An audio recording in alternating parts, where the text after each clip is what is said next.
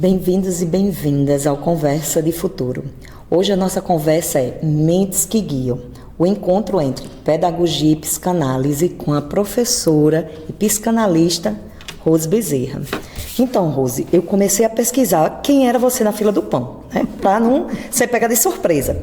Então, eu descobri que você é graduada em pedagogia, tem mestrado em educação, é especialista em TEA, é psicanalista clínica, protetora de animais e escoteira. Mulher, pelo amor de Deus, é coisa demais.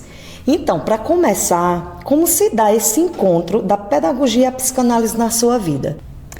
Então, obrigada, professora Márcia, pelo convite. A pedagogia, ela entrou inicialmente na minha vida pela necessidade de aprender a cuidar dos meus filhos. Então, não era um sonho a pedagogia? Não, inicialmente foi mais... Qual era o sonho? Sempre gostei muito de trabalhar com pessoas, e então a psicologia era meu primeiro alvo. Mas aí eu fui aprovada no vestibular da Federal, na época vestibular, justamente com o peneirão, né? Isso é um mero detalhe. Ninguém, os alunos que estão ouvindo, não sabem nem o que é peneirão. Mero detalhe, só quem sabe sou eu e você. Então, e aí fui aprovada na administração e não cheguei a concluir. Foi quando eu entrei na pedagogia e me apaixonei, né? Me encontrei. Por ela ter um conjunto de afetos, né, do cuidado, do estar junto. E a psicanálise entrou também por uma necessidade agora mais íntima, mais pessoal, que foi justamente no início de uma depressão. E aí, como fui cuidada por uma psicanalista clínica, depois eu senti o desejo de entrar por essa formação para ajudar também, uma vez que eu fui muito bem cuidada, e a partir da psicanálise eu me conheci mais, né? Eu comecei a entender de que quem eu sou hoje eu tenho como base a minha infância. Então todos os reflexos de ações, de falas, comportamentos estão ligados à minha infância. Então a partir as dores e tudo estavam lá guardadinhas, estão guardadinhas ainda algumas, né? E nesse processo de conhecimento individual você vai fazendo as descobertas e vai aceitando, convivendo com aquilo sem machucar mais você. E aí a psicanálise me trouxe essas respostas. Então as duas foram por motivações pessoais, né? Tanto a pedagogia como a psicanálise. Mas em que ponto você acha que a pedagogia e a psicanálise se encontram? A construção desse humano e do seu desenvolvimento. Dentro de pedagogia a gente não vê psicanálise, né? A gente vê psicologia, não é? Que vê um pouquinho da psicanálise. Sim. Muito pouco. Quando a gente está estudando o desenvolvimento da psicologia de desenvolvimento, a gente vai estar vendo alguns teóricos e as suas teorias e passa por Freud, que é a psicanálise. Então é muito, muito pouco. Como também acho que é pouco a filosofia, como é pouco a sociologia que passa pela pedagogia. Eu acredito que a gente poderia ver mais. A filosofia é uma base da psicanálise. E aí a gente pode fazer esse laço, essa caminhada nesse processo, né, de ensino-aprendizagem. Conhecendo esse humano e o comportamento, entendendo esse comportamento desse humano. E daí você insere o conhecimento científico, né, a construção do saber. Como você tem as duas formações, como você é psicanalista e pedagoga, como você acha que no seu processo de ensino isso contribuiu, mas principalmente como é que essa relação contribui com o processo de aprendizagem do aluno? Então, e contribuiu também, é outra questão, né? Contribuiu e contribui, sempre contribui. Como a gente entende a aprendizagem como habilidades, construção do conhecimento, comportamento, Freud vai estar trazendo isso com a psicanálise. Então você faz esses ajustes a partir do conhecendo o seu... Porque assim, Freud ele traz na sua pesquisa bem inicial de que o humano, antigamente, a ideia de traumas, ele estava ligado a uma quebra de um braço, essas situações físicas. Só que não era relacionado ao psico. Com Freud e suas pesquisas, ele vai entender por que você não consegue movimentar uma perna, ou, como a gente vê muito em sala de aula, os alunos balançando a perna o tempo todo, inquieto, aquela coisa toda. E hoje a gente tem a explicação para isso através da psicanálise, de que tem a ver, sim, o psíquico com o comportamento, com o físico. Que a partir dessa situação, você está relacionado tudo com as suas frustrações, com o seu passado, com as rupturas, né? E consequentemente, com as opressões, né? Com a forma de como você foi lidado. Tantos nãos na sua vida, você tem que esconder aqueles seus desejos mais reprimidos ali dentro, né? E aí, como ele vem à tona, a gente não percebe, mas assim, as pessoas te vendo, convivendo, vai começar a observar alguns sinais que você vai trazer, mas que você não visualiza, mas o teu inconsciente está trazendo através de falas, através de comportamento. E aí você conhecendo um pouco sobre, você vai poder ajudar teu aluno. Hoje eu faço isso em sala de aula, né? E a gente tem uma relação muito... E favorece, até no ensino-aprendizagem muito, porque aí há uma clareza.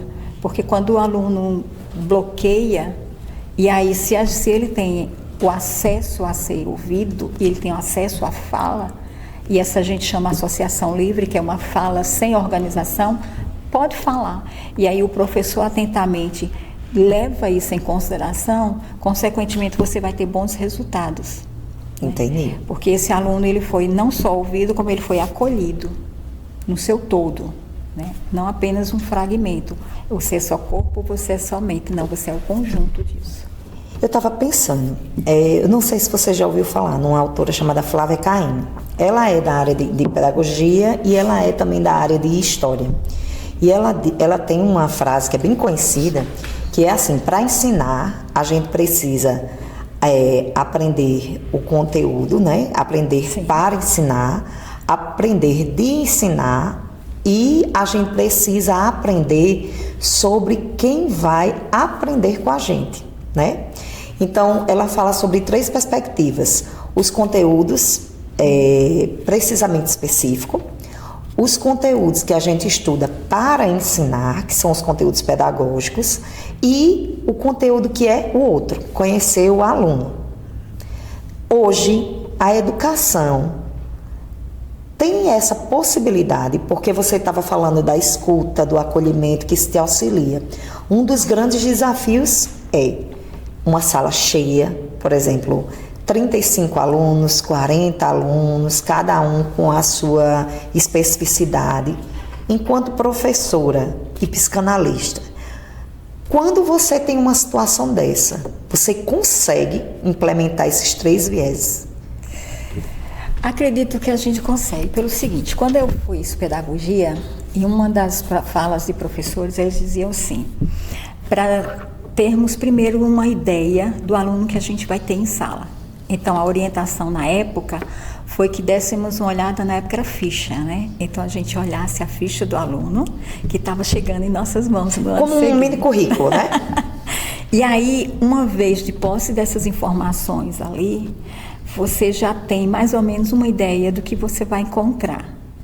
Quando você está em sala de aula, com material que você já adquiriu a partir da sua vivência, que tem que levar muito em consideração isso, a cultura, a sua vida, e que vai ser junta, ela vai juntar, vai fazer uma unidade, um casamento com as culturas que vão aparecer ali através dos seus alunos, e o conhecimento científico que você vai transmitir. Eu trago muito, uma linha de pensamento que eu sempre coloco para os alunos de iniciar qualquer aula, e ter também isso vivido muito na minha vida, é que não há saber mais nem saber menos, mas saberes diferentes, elas trazidas por Paulo Freire. Então, quando eu penso nesses saberes, nesses entendimentos, eu trago tudo que o aluno tem. Então, no momento em que o aluno tem a oportunidade de falar, eu tendo clareza do conteúdo, tendo clareza da vivência, que em algum momento vai passar pela minha história, a gente faz a construção desse conhecimento. Não é fácil? Não, mas é possível. Porque você, como um analista, um psicanalista, você faz a observação, já tem um conhecimento prévio, de determinados comportamentos, até de transtornos. E como você tem competência para fazer diagnósticos, então você vai ter esse entendimento e você vai poder auxiliar esse aluno, né? E aí você vai ter um entendimento de se alguma coisa é realmente um diagnóstico que merece uma observação maior de um clínico específico, ou se ali dentro das suas relações culturais você pode fazer esse caminhamento junto, porque o psicanalista ele não responde respostas, ele caminha com o seu paciente, e o mesmo professor faz, ele caminha com o seu aluno. Entendi. Você falou agora que tendo essas duas áreas de conhecimento, você consegue lidar com a diversidade que tem na sala. No seu currículo, eu vi que você é especialista também em TEA, né? O transtorno do espectro autista. Essa especialidade em TEA veio antes ou depois da psicanálise? Veio antes. Por quê? Eu comecei a trabalhar no centro, eu trabalhei na FUNAD, né, uma instituição estadual que trabalha com deficientes, só que nessa, né, não foi diretamente com um aluno, com criança com deficiente, jovem especificamente, mas noutra, não sala de aula, mas um apoio com um projeto que nós tínhamos de jardinagem. Depois eu fui para ser coordenadora da educação no Centro de Inclusão do município, aqui em João Pessoa. E como coordenadora da educação, eu entendi que eu precisava estar próximo dessa ciência, dessa vivência. E aí foi quando eu fiz a busca, né, desse conhecimento e fiz a minha especialização.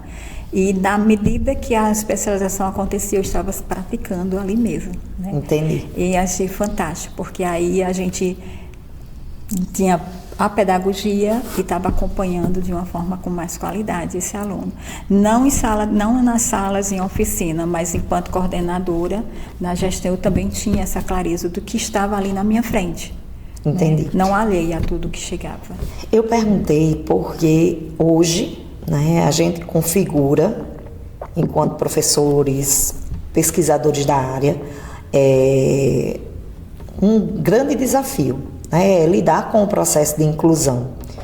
Não pela dificuldade em si, mas muitas vezes por nossa falta de conhecimento com relação à diversidade de pessoas que tem na sala, né, de crianças. Por isso que eu perguntei como a psicanálise e a questão do especialista em TEA contribuía nesse seu processo. Quando você, enquanto psicanalista, você utiliza a visão psicanalista do inconsciente para trabalhar o processo educativo de jovens e adultos, e como é que isso funciona? Essa abordagem, né, a visão psicanalista do inconsciente. Você consegue efetuar isso na sala de aula? Então, trabalhar com esse inconsciente? O tempo todo o inconsciente é presente, porque ele é a psicanálise, né? Sim. Não fala de psicanálise se não falar sobre o inconsciente, né? E com jovens e adultos a minha experiência ela foi muito rápida, foi em processo de estágio, não tive, e nem tinha psicanálise na época, né?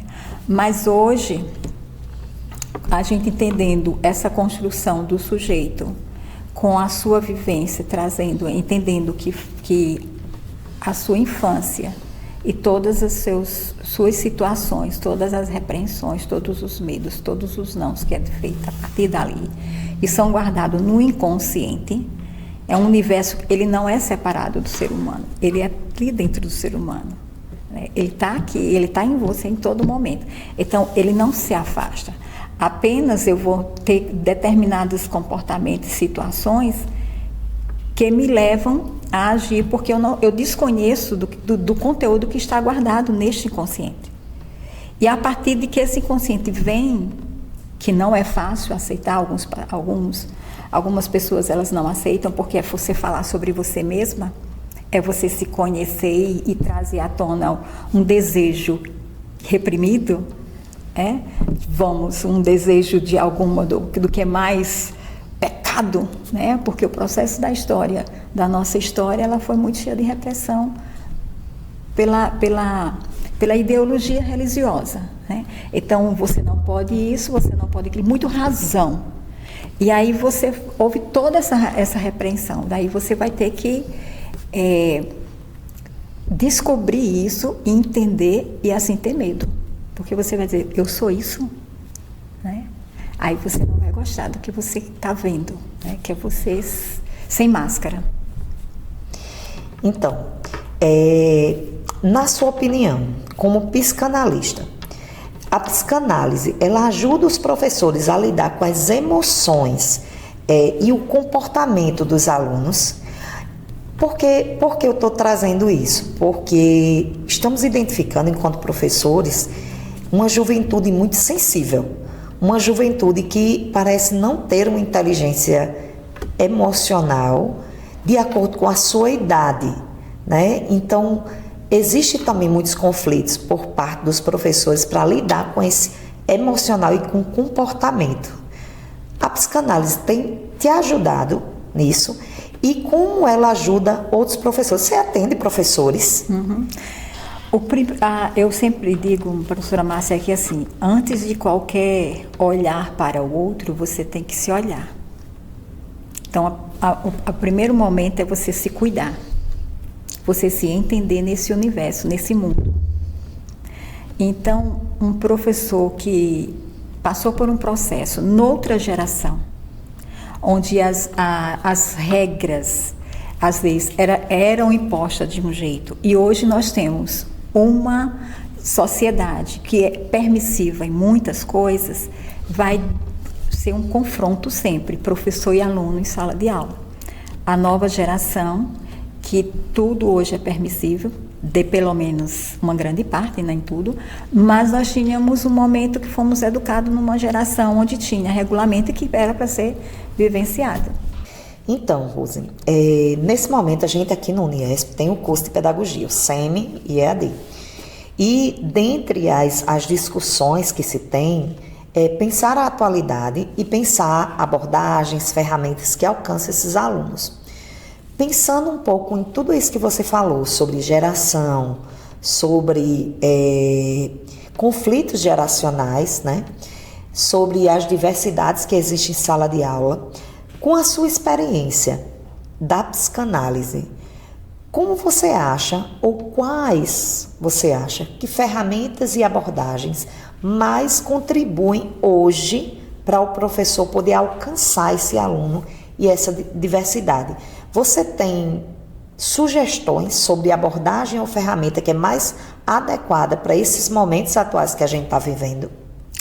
Então, pensando em cultura, em conflitos de gerações, eu sempre parto primeiro do acolhimento, esse diferencial do acolhimento desse aluno, né? Pensando universidade, né? Centro acadêmico. E depois essa escuta desse aluno. Porque os anseios,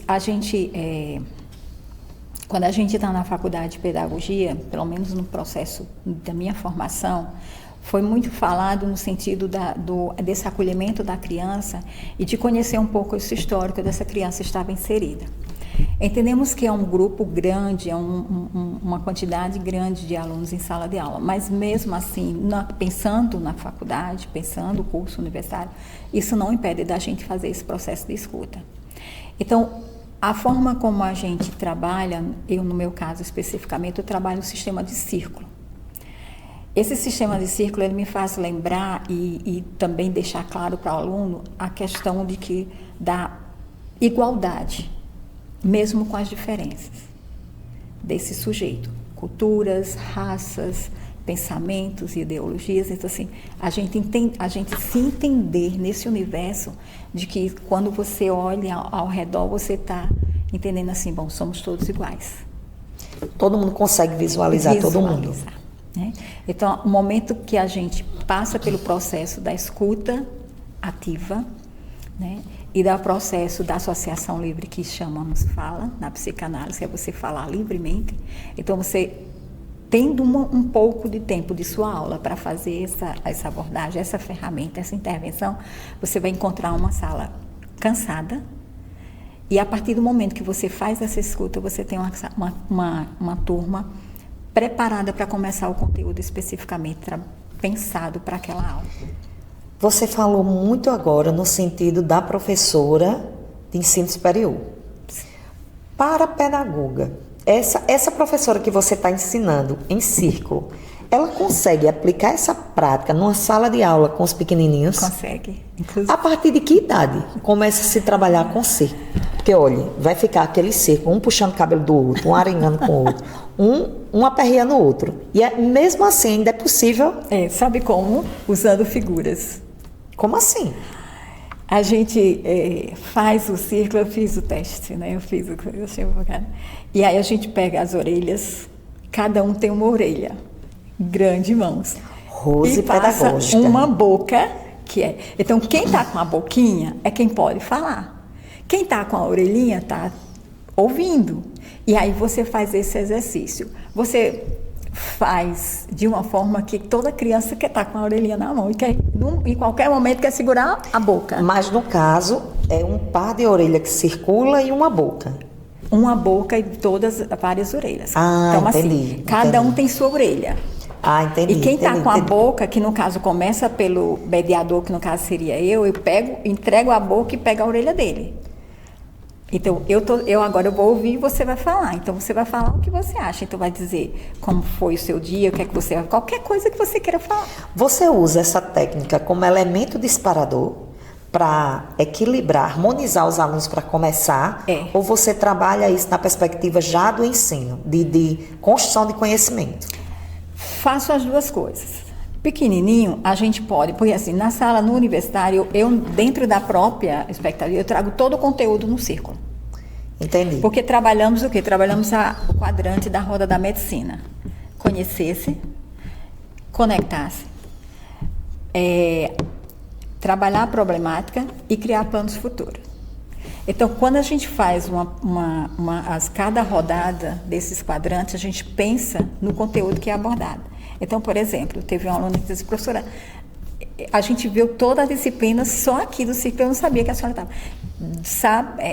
Na última aula de Psicologia e Desenvolvimento, passamos pelos quadrantes e foram vistos todos os teóricos, a partir da vivência daquele aluno, e aí você dizia assim, agora vamos visualizar que teoria está trazendo com a fala dela, da construção do conhecimento dela, a partir da sua infância.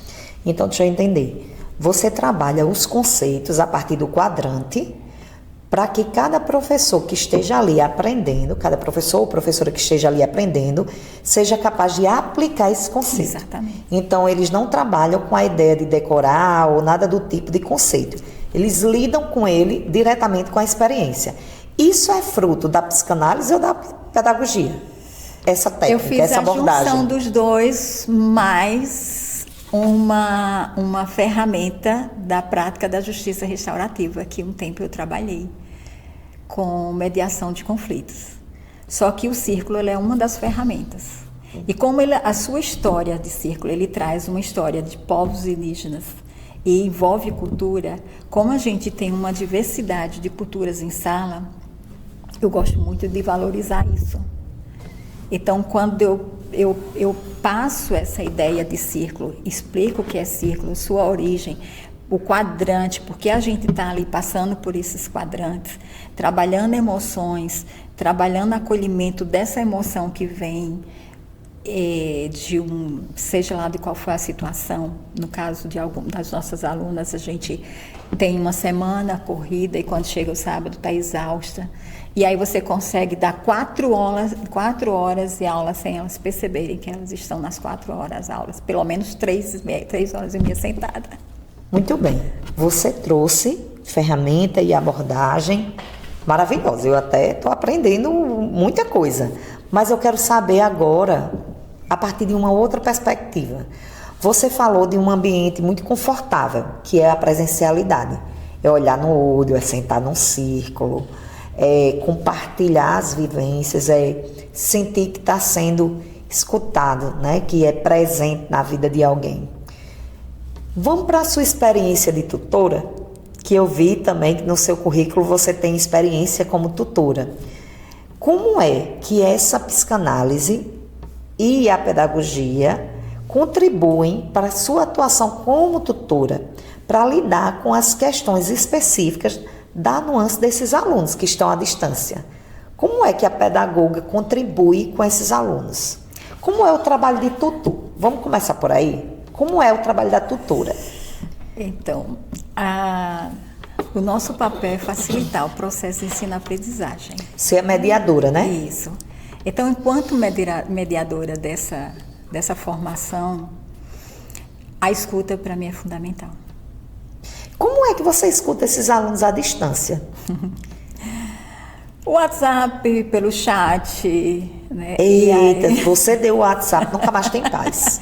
Já sei disso. No início, pelo WhatsApp foram situações das mais diversas, muito ricas para mim também, porque eu aprendo.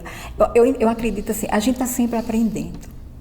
Então, cada situação que é acolhida é me colocando no lugar da dificuldade desse aluno que está muito espaço de distante e precisando de uma resposta da instituição, independente de ser a disciplina.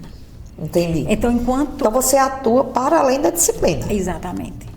Porque eu entendo, professora, que assim, a gente não pode pensar só o meu quadrante. Se eu sou instituição, eu devo responder por ela, né, da melhor forma que eu posso. Né? Se o meu limite for só a parte pedagógica e o aluno da instituição só tem a mim como uma pessoa que escuta, porque a gente sabe que todos os setores têm suas demandas e nem sempre pode responder de imediato, mas eu posso. De que forma eu sou? Sendo a mediadora desse aluno, digamos, ao setor financeiro, desse aluno à secretaria. Então, nada impede que a gente seja essa ponte. Então, uma vez que você faz toda essa caminhada ao conjunto, com a escuta, com a provisão mesmo sendo realizada, a demanda sendo atendida, então a gente só tem a crescer. Então, cresce o aluno e cresce muito mais a mim como pessoa. Nesse sentido, quais as principais habilidades que uma tutora deve desenvolver para ter a capacidade de compreender essas necessidades emocionais dos alunos? Porque a gente entende que o aluno da EAD não é um aluno que está geograficamente perto, né? Não é um aluno que está ao mesmo tempo, de maneira síncrona com a gente. Então, muitas vezes ele tem uma necessidade agora, coloca lá no chat, ou no WhatsApp, ou no e-mail, seja lá onde for, e posteriormente é que você vê. Então, na maioria das vezes, eu acredito que nem sempre você consegue dar esse suporte de imediato. Pensando nisso, quais são as habilidades que você foi desenvolvendo ao longo do tempo para dar esse suporte e para trabalhar o emocional desses alunos, mesmo à distância? Então, e se é possível, né? Eu estou jogando, nem sei se é possível. Comigo facilita muito, professora, pelo fato de eu já ter a formação, né, desse autocontrole, dessas habilidades, no sentido da emoção. Então, você tem essa habilidade. Como você tem essa experiência em tutoria? Quando você está na sala de aula, então vamos reformular. Você está na sala de aula, está trabalhando com professoras, certo? Você tem essa formação de psicanálise que contribui para você lidar com essas emoções dos alunos à distância. Você trabalha isso com as suas alunas para que ela desenvolva quais habilidades? Porque você já tem, mas elas não têm a formação. E aí? Então, o que eu sempre digo aos alunos e alunas em sala é que me vejam. Eu não posso falar daquilo que eu não vivo. Então, eu sempre peço que elas me vejam. Então, quando a questão das emoções, elas trazem, a gente apresenta a teoria, a gente externa que realmente precisam trabalhar esse autocontrole. Mas para isso acontecer, ela precisa ter conhecimento dela, de quem ela é, das suas emoções, o que a tira do equilíbrio, como ela pode fazer, o básico, né? O exercício do respirar fundo antes de qualquer resposta Nos livra de um monte de problema, né? Eu tenho que aprender bem isso aí. Então, assim, aí a gente também faz esse exercício em sala, né? Mas eu digo muito para que me vejam. E reproduz, aí eu trago Bourdieu, né? Reproduzam o que realmente faz sentido. E evitem a reprodução, que geralmente ela é automática, a reprodução que a gente teve no início da nossa história acadêmica ou na nossa infância. Entendi. Agora deixa eu lhe perguntar uma coisa. Você faz isso. Você faz isso com os alunos, certo? Pensando na realidade geral. Hoje, os cursos de pedagogia, hoje, em termos de currículo, essa abordagem da formação pedagógica contempla esse desenvolvimento emocional dos professores para que eles lidem na sala de aula com os desafios? Contempla? Então, a gente pode sinalizar que esses alunos que estão com você é um privilégio. Porque você trabalha, mas no geral ainda não tem essa sensibilidade. Como você acha que isso poderia ser implementado? A gente poderia pensar juntas alternativas para implementar isso no ensino superior de pedagogia? Sim. A ideia primária seria curso de extensão. Formação, que a psicanálise ela não é uma formação acadêmica, mas ela é uma formação continuada. Quando vem para o mestrado, ele é profissionalizante, não é o mestrado acadêmico. E aí a gente pode estar pensando isso como uma disciplina, uma pós-graduação, ou se pudéssemos, inseri-la no currículo mesmo, como uma disciplina, como é sociologia, como é psicologia da educação, porque assim, é fundamental que a gente se conheça, se entenda, e conheça que a gente tem as limitações, porque nós temos um conteúdo no nosso inconsciente que nos travou durante a nossa história, e ainda nos trava em alguns momentos. Então, para que eu tenha uma prática que acolha esse outro, que consiga visualizar esse outro com toda a sua alteração de comportamento, sua alteração de emoção, eu preciso entender que esse outro está num processo de aprendizagem. Então, se eu não sei quem eu sou nesse universo, se eu não tenho autocontrole das minhas emoções, como é que eu vou acolher a emoção de um aluno que chega jogando um monte de informações e grosserias mesmo para o professor? Como você sinalizou, o curso ainda, enquanto grade curricular, enquanto currículo, ele ainda não está dialogando diretamente com esse desenvolvimento emocional, né? Mas quando a gente olha para o futuro, quando a gente pensa no futuro, você acha que a gente está caminhando num processo que pode acontecer essa união entre a psicanálise e a pedagogia no ensino superior, para fornecer, né, repertório para esses professores poderem trabalhar metodologias de ensino mais subjetivas e mais contemplativas e que também proporcionam o desenvolvimento da inteligência emocional do aluno? Você acha que no futuro isso vai ser possível? Professora, eu até não teria assim, mas eu acredito que é a possibilidade disso acontecer, pelo simples fato de termos hoje uma geração muito doente. Então, uma vez que nós temos uma busca imensa por terapias, eu acredito que vai chegar um momento de que haja essa necessidade. E uma das coisas que, antes que aconteça qualquer situação nessa linha, eu entendo que primeiro precisa cuidar de quem está à frente disso, que seriam os professores. Uma instituição de ensino, ela precisa entender que ela precisa cuidar dos seus professores, dos seus profissionais, né? Voltado para esse conhecimento, para esse cuidado, para esse entendimento do seu ser, das suas emoções. Entender que você tem um processo que ainda está muito desconhecido. Pensando nessa questão do sistema de ensino, quais seriam as principais mudanças no ensino hoje, né, pensando no século XXI, pensando em 2024, para que a educação ela tivesse mais atenta a essa questão emocional dos alunos? Seria esse cuidado, né? Que começa com o professor? Que começa pelo professor, né? Ele precisa cuidados. Todo professor. Eu acho que todo profissional de qualquer instituição, não só o professor, eles precisam desse cuidado, dessa escuta ativa, dessa associação de fala livre, né? Desse momento com ele. E, consequentemente, ele é estendido, né? Porque você não vai falar daquilo que você não vive. Seria muito difícil você chegar e falar sobre controlar suas emoções, falar sobre o inconsciente, se você não tem noção desse inconsciente na sua vida, né?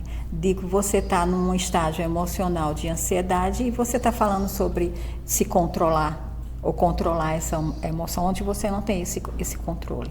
Então, essa necessidade. Outro ponto seria trazer isso mesmo para o currículo, né? A disciplina psicanálise para o currículo. A gente sofreu um processo de mudança muito brusco, né? Num processo da pandemia. Sim. Então a gente saiu de uma sala, de uma presencialidade, de estar olho no olho, de estar vivendo tudo isso, para ter um medo imenso de quem estivesse perto da gente, né? Então foi um impacto muito grande, acho que para todo mundo e para nós, professores, mais ainda. A volta da pandemia também fez com que nossa classe fosse uma classe que estivesse o tempo todo sob uma demanda de mudanças, de questões de novas metodologias, novas ferramentas, utilizar o tempo todo as tecnologias. Você acredita que o sistema educacional, a educação base, eu estou falando, a educação de base, a educação básica, ela está atenta ao adoecimento dos profissionais diante dessa exigência? Não. Porque você estava dizendo agora mesmo, né? É difícil a gente pedir calma, a gente pedir isso. Quando a gente está passando por um processo desse, como é que a gente vai tratar o outro? Será que nós estamos bem? Com toda certeza não. A pandemia, eu digo que ela foi uma ruptura muito bruta, foi uma violência muito grande para nós. Então, muitas pessoas adoeceram, né, com a nova modalidade. A cobrança em cima desse professor do ensino básico. A percepção que a gente não tinha mais casa, né? Exatamente, imensamente. E assim, e o aluno desse processo ficou bem além. Então, tiveram que encaixar um conteúdo e não teve um retorno disso, não sabia como esse acesso ia ser feito por este aluno. Alguns professores com a sua limitação também na tecnologia. Então, assim, foram muitas coisas, muitas mudanças, muita cobrança ao mesmo tempo e não tiveram tanto suporte. E a gente voltou sendo muito cobrada. É como se tivéssemos que resgatar o tempo perdido.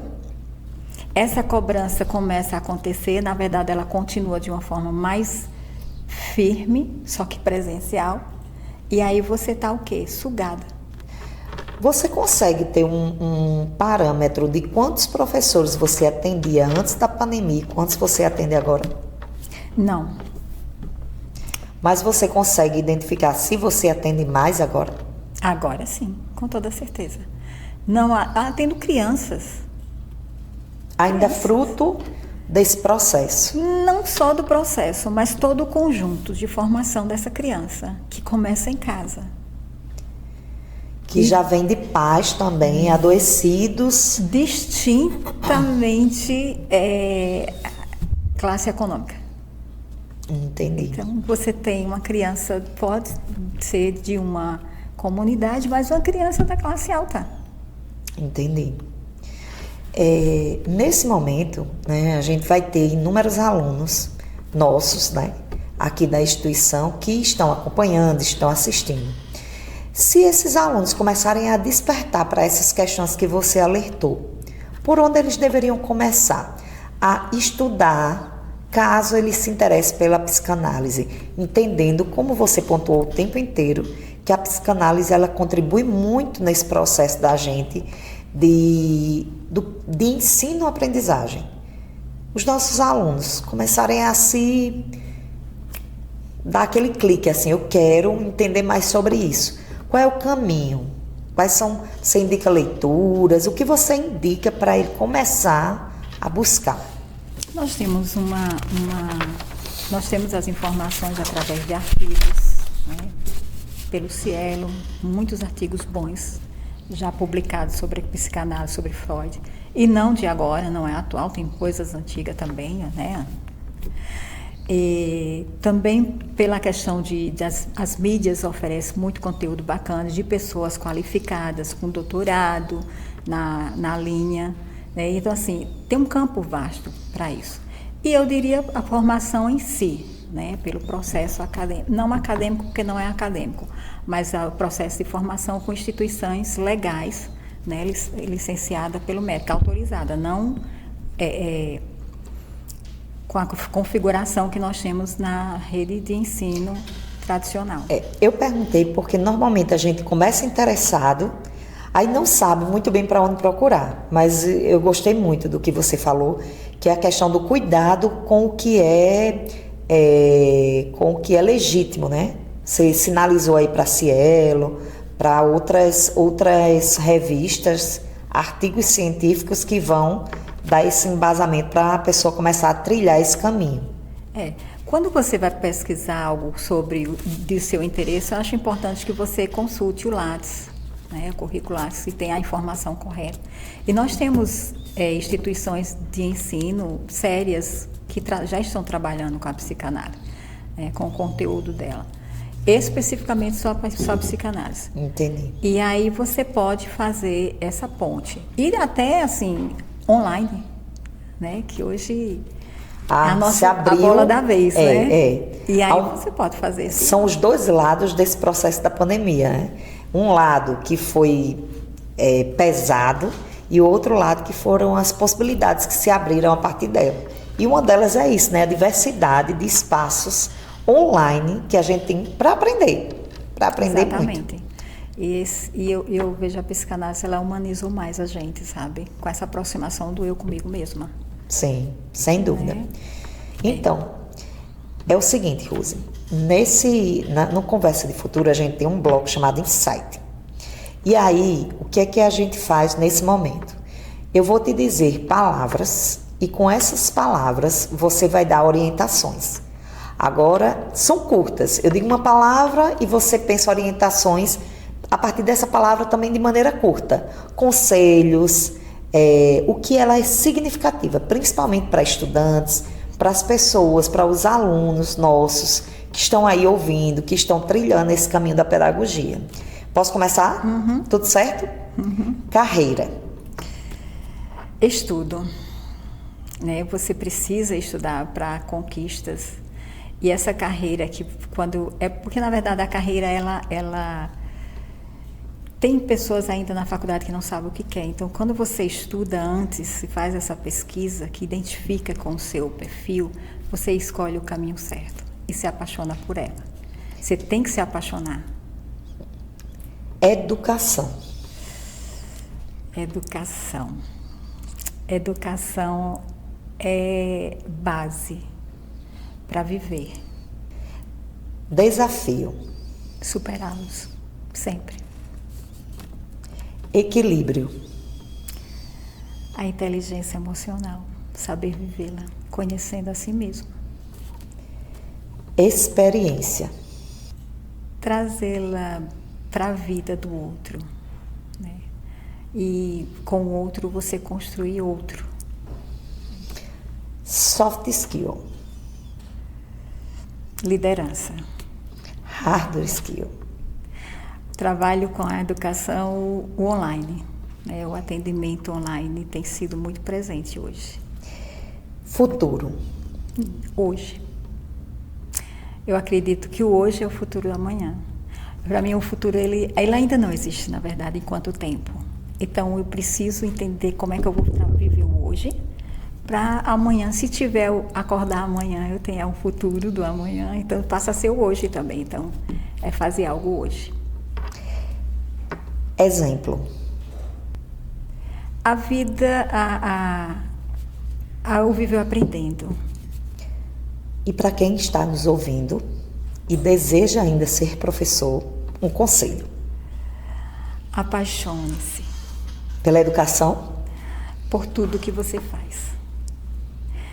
A base de quanta educação que você tem a partir de casa. Eu não estou falando do conhecimento científico, eu estou falando educação mesmo, base.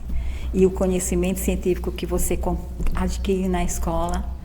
E ainda trago o escotismo como ponte dessas duas instituições. Pois é, porque a pessoa que é escoteira, protetora de animal, tutora, professora, psicanalista, não dá de conta. Tem que ser 300 conversas de futuro para ter com você.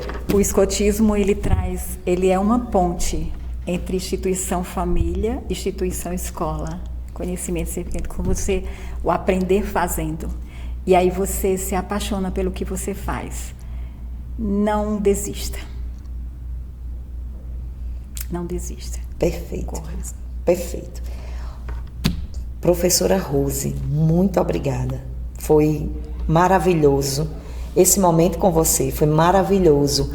Ouvir você, sentir você. Você não só fala, você faz com que a gente sinta a sua calmaria, né? E eu estava ouvindo aqui porque eu disse, eu acho que Rose vai falar bem muito de cada palavra. Só que cada palavra ela era certeira. Certeira. Obrigada por tudo isso, por estar aqui. Nós estamos extremamente felizes com a sua vinda, né? Eu acho que foi uma grande contribuição para o campo da pedagogia, da educação, para os nossos alunos que estão nos ouvindo, para prestar atenção nessa questão humanitária que a educação deve ter. Ela deve ser uma educação humanizadora, transformadora, uma educação que veja a gente, não uma educação só de contar quantos alunos tem, mas que veja cada um dentro da sua diversidade. Para que você não nos esqueça, a gente trouxe um mimo. Ai, que fofinho. Viu? Espero que você goste, para que você não nos esqueça. Gratidão, professora. Ai, que fofinho. Ei, é a caneca. Olha. Ai, amei.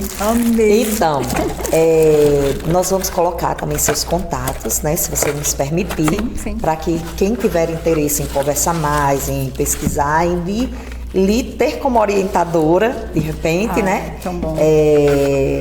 Para que possa te seguir, para que possa te encontrar. Okay. Tá joia? Então, muito obrigada a todos e a todas. Convidamos vocês a seguir, né, o Conversa de Futuro, as nossas redes sociais e ficar atento ao que vamos divulgar sobre os próximos episódios.